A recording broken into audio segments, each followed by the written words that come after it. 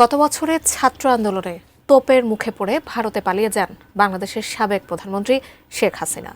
এরপর থেকে সেখানেই অবস্থান করছেন তিনি। তবে চলতি মাসেই মানবতা বিরোধী অপরাধের মামলায় মৃত্যুদণ্ডের রায় দেন ট্রাইব্যুনাল। কিন্তু তাকে ফিরিয়ে এনে রায় কার্যকর করা সরকারের জন্য একটা চ্যালেঞ্জ। তেমনি ভারত তাকে ফিরিয়ে দেবে কিনা এটা এখন সবচেয়ে বড় প্রশ্ন। এই অবস্থায় কি কি কারণ থাকতে পারে শেখ হাসিনাকে ফিরিয়ে না দেওয়ার? বিস্তারিত জানাচ্ছেন সাদিয়া সিদ্দিকা।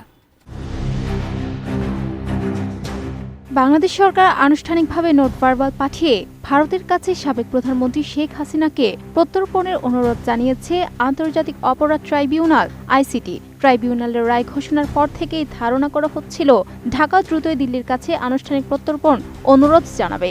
17 নভেম্বর রায় প্রকাশের পর অন্তর্বর্তী সরকার ভারতকে আহ্বান জানায় অভিযুক্ত ব্যক্তিদের ফেরত পাঠানোর জন্য। 2024 সালের 5 আগস্ট আওয়ামী লীগ সরকার ক্ষমতাচ্যুত হওয়ার পর শেখ হাসিনা ভারতে পালিয়ে যান এবং তখন থেকেই সেখানেই অবস্থান করছেন। সেখান থেকে তিনি বিবৃতি দিচ্ছেন, সংবাদ মাধ্যমকে সাক্ষাৎকার দিচ্ছেন, যা বাংলাদেশের অন্তর্বর্তী সরকারের অস্বস্তির কারণ হয়ে দাঁড়িয়েছে।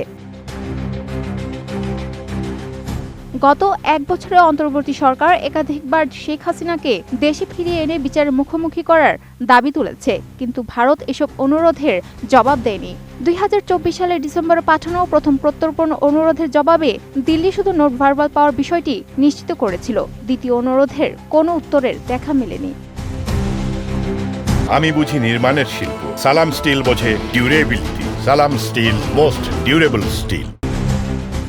ধরে নেওয়া যায়, ভারত যদি ঢাকার অনুরোধে ইতিবাচক সাড়া দিতেও চায়, তবু সামনে রয়েছে দীর্ঘ প্রত্যর্পণ বিচার প্রক্রিয়া, যেখানে শেখ হাসিনা তার বিরুদ্ধে আনা অভিযোগের জবাব দেওয়ার সুযোগ পাবেন। বিশেষজ্ঞদের মতে, দিল্লি এই মুহূর্তে কোনো সুস্পষ্ট প্রতিক্রিয়া দেবে না। ভারতের স্বনামধন্য গবেষণা প্রতিষ্ঠান MPIDS এর গবেষক স্মৃতি এস পট্টনায়ক মনে করেন, বাংলাদেশের অন্তর্বর্তী সরকার সীমিত দায়িত্বসম্পন্ন একটি রূপান্তরকালীন সরকার। তাই নির্বাচিত সরকার না আসা পর্যন্ত ভারত অপেক্ষা করবে। বাংলাদেশের বহু মানুষ যারা শেখ হাসিনার দীর্ঘ 15 বছরের শাসনামলে ভুক্তভোগী ছিলেন কিংবা সাম্প্রতিক আন্দোলনে স্বজন হারিয়েছেন, তারা আইসিটির রায়কে আংশিক ন্যায় বিচার বলে মনে করছেন। কিন্তু হাসিনা ভারতে অবস্থান করায় মৃত্যুদণ্ড কার্যকর একেবারেই অসম্ভব। তবে ভারতের রাজনৈতিক বাস্তবতা একেবারেই ভিন্ন।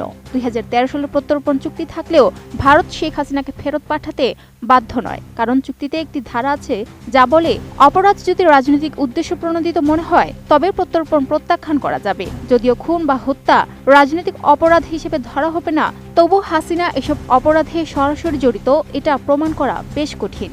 ভারত আরও দাবি করতে পারে যে তার বিচার সুষ্ঠু হয়নি বা ট্রাইব্যুনালে অসাংবিধানিক। এসব কারণে শেখ হাসিনাকে ফিরিয়ে আনা সরকারের জন্য একটা বড় চ্যালেঞ্জ।